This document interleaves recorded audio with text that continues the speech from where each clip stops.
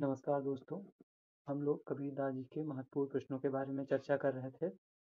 तो आज प्रश्न है, कबीर के काव्य में निहित सामाजिक चेतना का उल्लेख करते हुए उसके महत्व पर प्रकाश डालिए। 2016-17 में पूछा गया है। तो आइए इस पर चर्चा कर लेते हैं। कबीरदास जी भक्त काल की निर्गुण भक्ति धारा के प्रमुख कवि माने जाते हैं।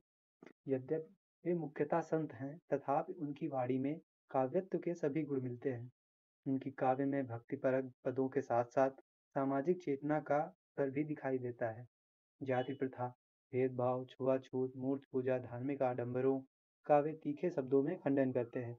तो उस समय जो समाज में व्याप्त थी कुरीतियाँ, उनके ऊपर इन्होंने काफ़ी कुछ लिखा है। इनके पदों में हमें देखने को मिलता है, यही उनकी सामाजिक चेतना है। वही इस प्रश्न में हम लोग लिखेंगे। हिंदू धर्म और मुस्लिम धर्म के गलत और रीति रिवाजों के विरुद्ध वे जिस निर्भीकता से लिखते हैं, संभवतः आज के दौर में भी वैसा लिख पाना हर किसी के बस की बात नहीं।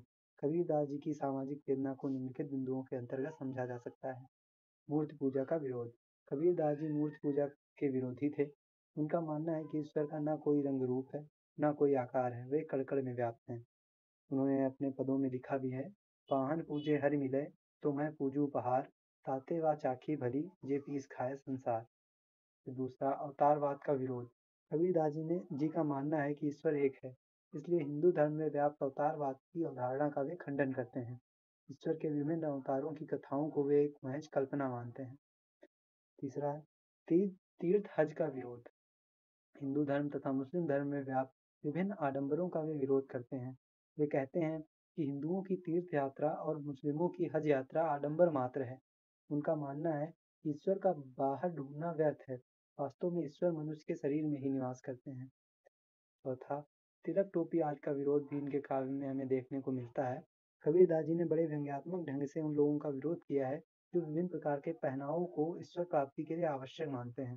शरीर पर विभिन्न प्रकार की छाप लगाना, तिलक लगाना, विभिन्न प्रकार की माला पहनना, टोपी पहनना आदि सब व्यर्थ हैं। वे कहते हैं, माला तो कर में फिरै, जीभ फिरै मुख माहि, मनवा तो चौदिस फिरै, यह तो सुमिरन नाहि। ऊंची आवाज का विरोध।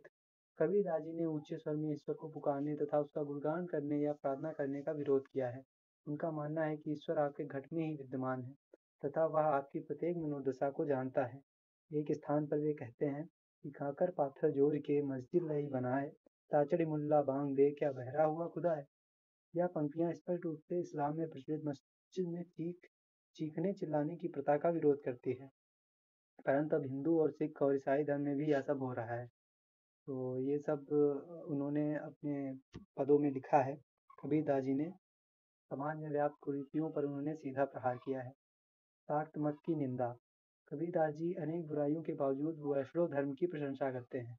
वैष्णव धर्म की अहिंसक प्रवृत्ति उन्हें प्रिय है। शाक्त धर्म में बलि प्रथा प्रचलित है, इसलिए कबीरदास जी शाक्त मत की घोर निंदा करते हैं।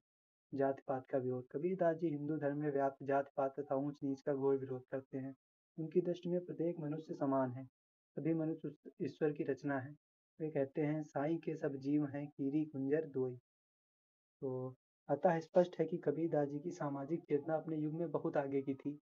वे उस रूढ़िवादी मध्यकालीन युग में सामाजिक समता और आडंबरहीन समाज की वह दृष्टि रखते थे जो विज्ञान और संवैधानिक प्रावधानों के बावजूद आधुनिक काल में भी आज तक लक्ष्य मात्र है। तो ये आपका कबीरदास जी की सामाजिक चेतना हो गया प्रश्न। अब अगला प्रश्न नेक्स्ट वीडियो में देखेंगे। धन्यवाद।